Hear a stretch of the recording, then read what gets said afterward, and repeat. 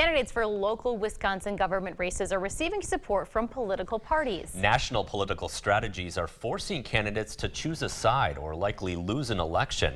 News 8 Now's Jordan Fremstad explains why La Crosse is no exception. That's right. Political endorsements are nothing new, but the frequency at the local level is growing. And Republican candidate for governor Rebecca Clayfish endorsed 48 school board candidates this spring election. Now, one expert I spoke to questions the impact this will have on the health of local democracy. As the competitive nature of politics ramps up, candidates find out they cannot run for office alone. It takes money to run a campaign. Rob Abraham found that out running for the La Crosse County Board. Beating a 21-year incumbent is tough. Abraham's values align with conservatives. He accepted an endorsement and monetary contributions from the La Crosse Republican Party, $2,100 total. It's nothing new for the Democrat Party. I ran for county board in 2010, and Congressman Ron Kind, a Democrat, sent an endorsement letter out for my opponent. La Crosse Republican Party Chair Bill Feehan says this has been a political strategy for decades. He says they endorse candidates to try to balance the people who represent La Crosse County government. And there were 6 independents who ran. 5 of the 6 lost to Democrats.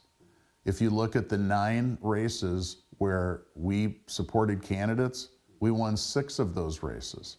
So I think there's a pretty good case to be made that if the Republican Party hadn't backed those candidates, we would not be electing any conservative county supervisors. Candidates who disclose their campaign contributions show the La Crosse Republican Party contributed more than $13,000 toward 8 candidates for the spring election this year. In 2016, the party gave $2,000 amongst 5 candidates. If you have a chart on campaign financing in the United States or Wisconsin, it looks like a ski hill. In other words, every year we break records from the last time. Independent candidates are suffering in elections, according to La Crosse political analyst Joe Hine.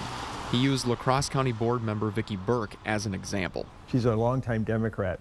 She was not listed on the Democratic website or the Democratic list of who they support. Burke lost this year to Abraham. You'll wonder just how partisan these offices should be, frankly. La Crosse Democratic Party Chair William Garcia says the party is there to help amplify a candidate's message. We're providing, the infrastructure to get their message out. We are not providing them with the message. He says there's nothing wrong with party involvement. There is naturally going to be some overlap because the people that care about, federal and state elections are the people that care about local elections. La Crosse Common Council President Barb Jansen disagrees. It's really frustrating. Jansen lost in a district race for county board. She says partisan politics are creating a hostile environment. The personal attacks. In local government. And I can take a large degree of that. No doubt, my skin's pretty thick.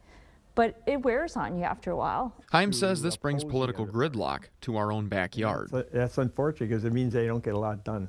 Partisan politics are not all bad. Heim says people start to pay attention more when they feel like they have a voice that represents their own. That's what representation is all about. It can also place a new perspective in an office. I won by 53% of the vote, but there's 47% of the people who didn't vote for me, and I represent them equally. And I need to listen to their voices, and I need to represent their voices. The results of Tuesday night reflect who showed up to the polls to vote. If you want to make a change, start local.